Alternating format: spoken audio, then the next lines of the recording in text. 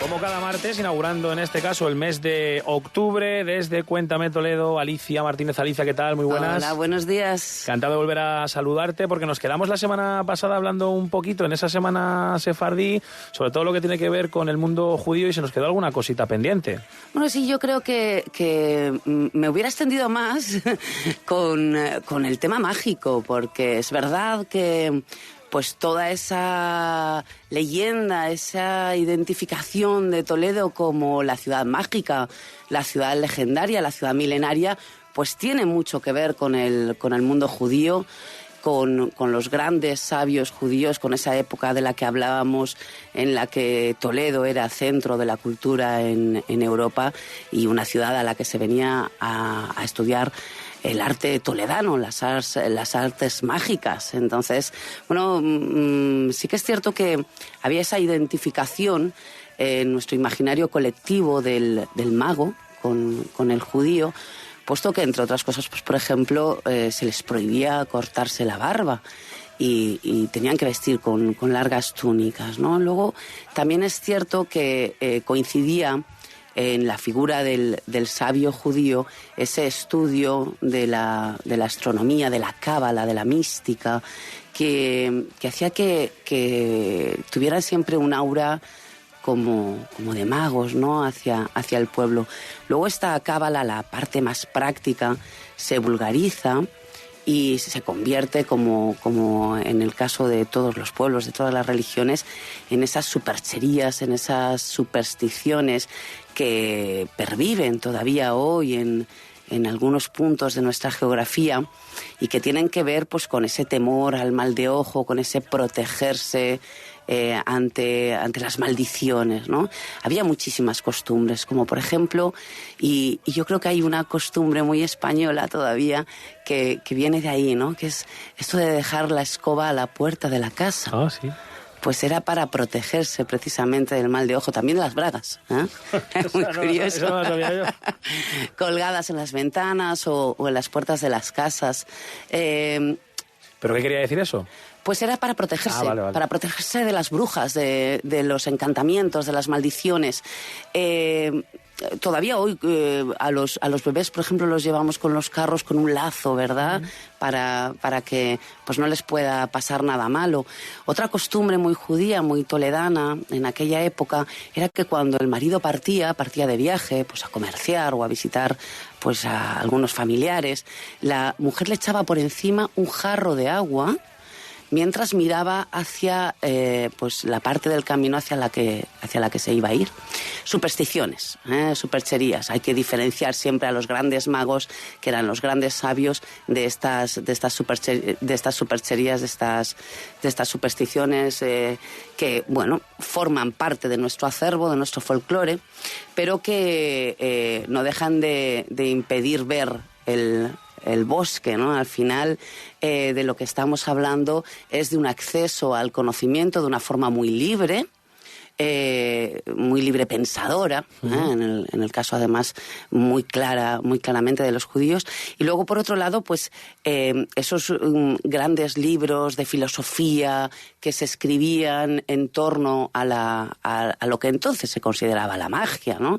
Luego Alfonso X el Sabio, en la Escuela de Traductores, manda a traducir algunos de ellos, como el libro de Raziel, el ángel Raziel, basado en esta cábala judía y en la interpretación de los ángeles, o el libro de las formas, en el que nos cuentan qué minerales usar para según qué objetivos prácticos, y dependiendo pues de cómo estén los astros situados esa noche, ¿no?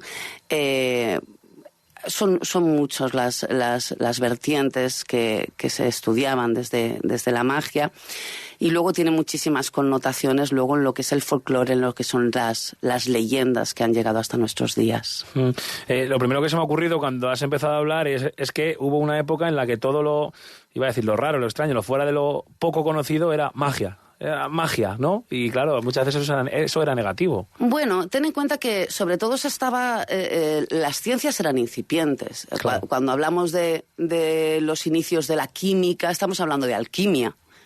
Cuando hablamos de los inicios siempre de la astrología estamos hablando de astronomía, o sea, es siempre esas ciencias que comienzan a preguntarse, a cuestionarse, a dudar, y a partir de ahí pues se crea una interpretación del mundo que ese acercamiento a lo divino, que es la cábala, esa reinterpretación de lo divino a través de las palabras, a través de los nombres, pues es lo que hace que el resto del vulgo, que éramos, y me incluyo en aquella época seguro, pues analfabetos, que no tenían acceso ni muchísimo menos a esos arcanos, a esa sabiduría, a esos conocimientos, que no sabían leer, que no sabían, pues para ellos todo eso era magia. Y luego pues cuando hablamos de conjuros, pues se mezcla siempre lo que es el rezo religioso con estas supersticiones, con la tradición, con el folclore,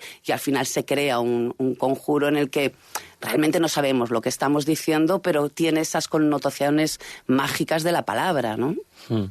Llegados a este punto, ¿alguna leyenda, alguna historia que podamos contar en relación a esto que estamos contando? Bueno, en relación a esto hay miles de leyendas, hay decenas. A mí me gusta especialmente una que nos habla precisamente de un objeto mágico, un objeto poderoso, judío, como es la mesa del rey Salomón, que tradicionalmente está ligada a la ciudad de Toledo, y que bueno, nos cuenta la leyenda, nos cuentan las crónicas, que esta mesa estaba oculta en lo que se ha venido a llamar la Casa Encantada, el Palacio Encantado, la Torre de Jade y Mármol de Hércules, las cuevas de Hércules, la Casa Herrojada, porque estaba cerrada con cerrojos por tradición.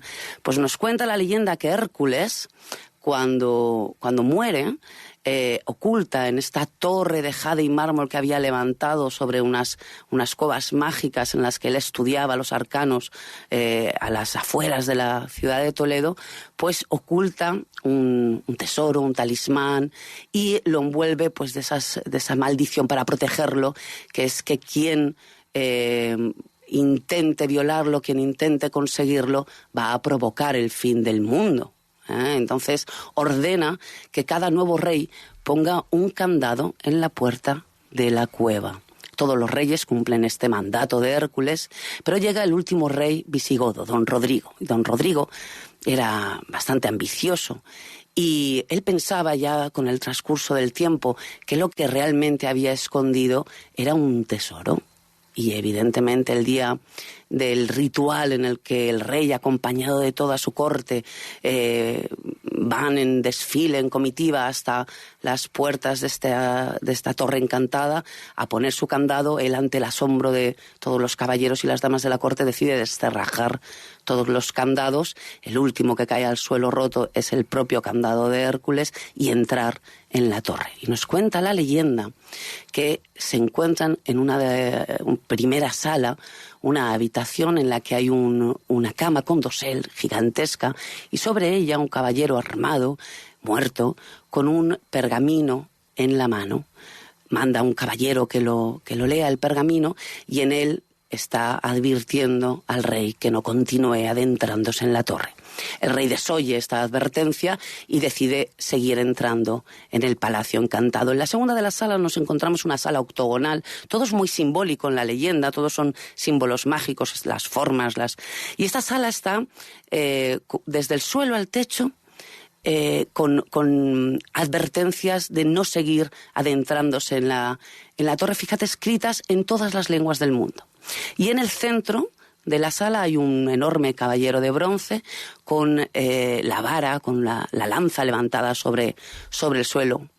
Ellos siguen andando, desoyen la advertencia de nuevo por segunda vez, y en la última de las salas, en una sala bellísima, llena de pinturas, pues de escenas bucólicas, de danza, de caza, de banquetes, del suelo al techo, el rey, los caballeros y las damas respiran, se dan cuenta de que bueno, han llegado ya por fin al tesoro, y justo hay una hornacina con un pequeño cofre bellamente labrado, con piedras preciosas engarzadas, cerrado a cal y canto. Él lo descerraja, lo abre, y lo que encuentra dentro no es un tesoro, no son piedras preciosas, sino que es un mural envuelto, lo deshacen y ahí tienen pintado caballeros con estandartes de guerra, espadas curvas y turbantes en la cabeza, frente a una alfombra de caballeros cristianos ensangrentados, muertos. El caso es que ven este lienzo y enseguida se dan cuenta de que hay una leyenda bajo él que dice: cuando ojos humanos vean esta pintura, estas criaturas invadirán la tierra. En ese momento empiezan a sonar terribles sonidos desde dentro de la propia torre, y es el caballero que había en la segunda de las salas que está dando con su maza contra el suelo. Despavoridos salen corriendo de la torre, que empieza a derrumbarse sobre sí misma, y cuando llegan al paraje, cuando llegan fuera de la torre, se encuentran con un águila con un tizón de fuego encendido en las garras que lo lanza sobre la torre, incendiándola y no dejando piedra sobre piedra. Y dicen, fijaos, esta es una de esas leyendas que están en los orígenes de esa pérdida de España, de esa terrible lacra que durante muchos años se ha vendido de esta manera. Dicen que las cenizas que se expandieron por toda España, aquel que le caía una ceniza encima, pues acababa muerto en batalla contra los árabes. La batalla de Guadalete dicen que fue al año siguiente, y bueno, fue al menos el fin del mundo conocido para don Rodrigo, que perdió también la vida en batalla. En fin, esta leyenda de la cueva de Hércules nos dice que finalmente se encontró en las ruinas de la cueva esa mesa del rey Salomón. La hallaron los árabes cuando entraron en la ciudad de Toledo, se pelearon por ella y finalmente pues desapareció su rastro. La mesa habría llegado a Toledo pues dentro de ese tesoro visigodo que entró por Barcelona pues cuando tomaron Roma, ¿no?